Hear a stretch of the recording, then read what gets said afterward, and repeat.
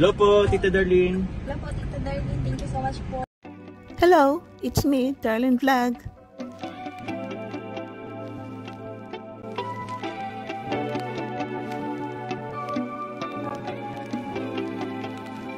Yakapin mo ang kalingap, mahalin mo ang kalingap, huwag kang magpawakwak, babaguhin ng kalingap ang buhay mo. Para ito sa mga beneficiary ng kalingap. Isa sa beneficiary ng kalingap, ito si Melka. Isa siyang masipag na bata, mabait, at siyempre black beauty. Pilipina, morena siya. Ito si Melka, na kung naalala po natin, diba, na ang magulang niya ay bulag. Diba? Tapos na-scout ni Andy Kayakap, napabahayan, to make the story short, napabahayan. At yun nga, si Melka is isa rin siyang SK sa kanilang bayan. At may allowance niya sa SK. Pero si Melka is meron niya siyang mga sponsors. Minsan may mga groups na sumusuporta, nagbibigay sa kanya. Simple nagbibigay ng allowance si Kalingap Rab. Ito si Melka is grade 12 na siya. At siyempre may love team siya, Melbrad. Ngayon bihira na ma-vlog ang love team ng Melbrad dahil busy na sila sa kanilang pag-aaral. At kung naalala po natin, nag-birthday si Melka a few months ago. Marami siya natanggap na maniboki gift galing sa mga sponsor, galing kay Rab, at siyempre sa mga ito sa group na sumusuporta kay Melka. At ito si Melka, nakita natin na parang nakita natin na nagbabago ang buhay niya. O diba, nag-aaral siya at siyempre ngayon meron na siyang business. Mga Kalingap Angels, isa sa mayroong negosyo, ito si Jovi, ang nagbabantay ng tindahan niya is ang nanay niya. Sino pang si Julian, parang may nagbigay sa kanya ng allowance, pero I don't know, kasi parang bihira lang na vlog, 2 times or 3 times lang na vlog yung burgeran niya. Diba? At diba nagka-depression daw siya at ayun, hindi na nakita na vlog yung tindahan niya. Suggest pa kayo mga Kalingap, sino pang Kalingap Angel na mayroong tindahan, hindi ko maalala. Si Queen, di ba? Parang hindi lang nabalikan na parang isang beses lang napakita yung maliit na karinderya nila.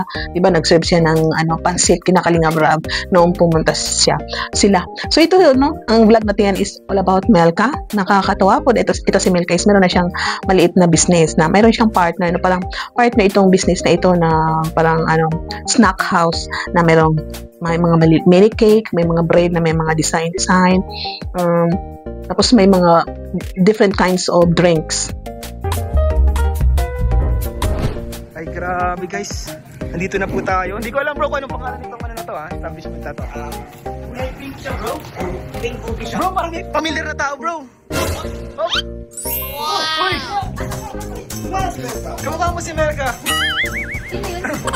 Good afternoon po. Uy! Ayan po. Nakakatawa po mga Kalingap na si Melka is business-minded and kumbaga Pagdadating na gumagawa na siya ng churros. masipag. Gagawa na ako ganyan. Grabe ka Max, inubos mo talaga Max ha.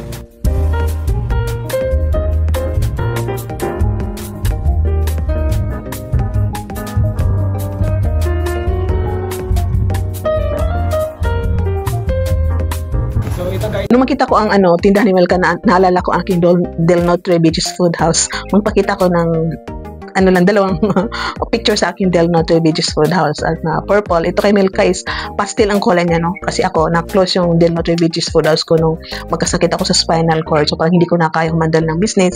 Na-bankrupt dahil 1 month sa Davao, 1 month sa Cebu Chungwa, 1 month sa Manila. So parang walang makakandal kasi ako lang may alam doon sa aking mga secret menu, mga short order na secret menu. So parang wala. So medyo nalungkot ako sa aking sarili nung makita ko ang business ni Melka. Sabi ko, wow, naalala ko yung aking Del Notre Beaches Food House.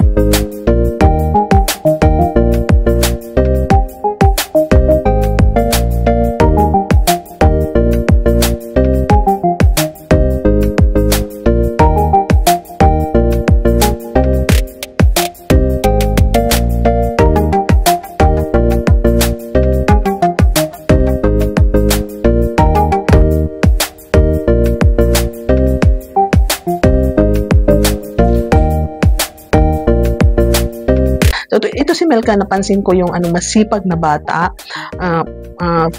Nakita ko na parang aangat ang buhay niya dito sa kanyang passion na nag-aaral siya, gusto siyang magkaroon ng business, no? Sa kanyang murang edad na 20 ba, 21. Ito si Milka is nakita natin ang nakasit sa mind niya is umangat, business, no?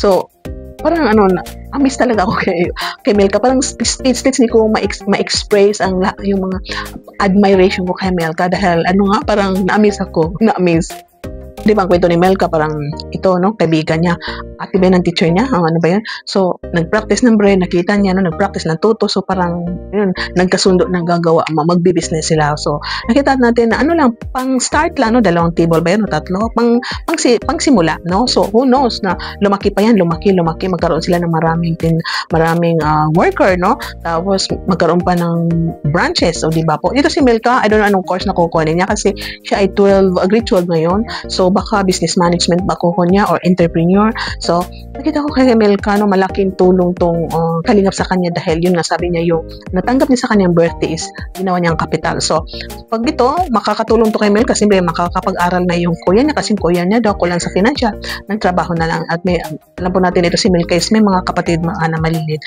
So, ito, no, itong mga kalingap angel na nabago ang buhay nila. So, siguro ito sa din sa iba na kung may matatanggap kayo, ipunin ninyo, ipunin. Kung ano maisip niyo business na habang nag-aaral kayo, pwede sa parents niyo muna ang mag-alaga, magbantay sa business na naisip ninyo, no? Para meron kayong savings para sa kapatid in the future kasi hindi po forever ang itong mga sponsor. So, may mga sponsor na sasamahan ka hanggang pag-graduate mo, may mga sponsor na hanggang dyan lang, mamaya lulubog, lilitaw kasi ang financial ay minsan is, no? Kailangan din ng mga sponsor ang mga financial. So, ito sa ron para sa ibang kalingap angels na kung may nagbibigay sa inyo, ipunin ninyo. Huwag masyadong, yung iba na masyadong shopping, no? Wala naman tayo nakita mga kalingap angel na mahilig sila mag-shopping. May nagbibigay lang sa kanila ng mga gift ng mga Shein at kung ano pa din mga branded na galing sa mga sponsors. Kalingap, panoorin nyo ang full vlog dito sa isang channel ni Kalingap Rab, yung Rab Matubang Vlogs na ang director is Kalingap Ayan. Makita nyo yung mini restaurant ni Melka, meron siyang partner dyan. Makita nyo yung kulay, yung design. Parang nakapunta ata sila Carla dyan at saka siguro kayo, mga kung sinong tagalabo dyan or Dait, malapit, bisitahan nyo. Sana makapunta ko dyan one day, pag kami makalipat sa Ifugao kasi sabi ko, one day, hindi natin alam kung kailan tayo makakapunta sa Dait. So, hindi natin masasabi kailan, di ba? So, I am still wishing na nangangarap na makapunta ako. Sabi ko, sana makita ko ito yung mga business dyan. Sabi ko, pag mag-land trip, madadaanan nyo yung pasalubong Casey, no? Yung si Casey, yung kay Binti Boy. Sabi ko, pag nadaanan ko yan, mag-land trip kami sa Sorsogon or dadaan dyan ako, talagang hinto ako dyan. So, di ba mga kalingap, mga kachumka, supportahan natin ang channel ni Kalingap Rab. Kung sinong tutulong sa mag-sponsor sa ito sa mga Kalingap Angel, tuloy nyo lang po, kontak nyo sino mga Kalingap Boys na gusto nyong tulungan, mga vlogger, ito si Rab, para yung matulungan pa natin sila, nakita natin masisipag sila. So, bahala na kayo kung saan kayo support sa Jomcar ba, sa Itzy ba, or kay sino man, kahit sino man. Basta yung willing kayo na mahal ninyo, gusto nyo matulungan at umangat din ang kanilang buhay. So, support nyo po ang vlog ni Kuya Val. Shoutout kay Kalingap Rab, kay Atil na Vlog. Siyempre, ang ating channel, paki-like po, paki-subscribe sa hindi pa nakasubscribe dyan. At tuloy-tuloy lang po magmamaraton ng mga series ni Rab. Siyempre, huwag nyo kalimutan, isali sa pagmamaraton ang vlog ni Jomar Carla Tapilar. Shoutout sa lahat na love team dyan, sa lahat ng community ng Kalingap, mga reactors, mga charity vlogger. Bye-bye. See you in my next reaction video. Bye for now. God bless and keep smiling.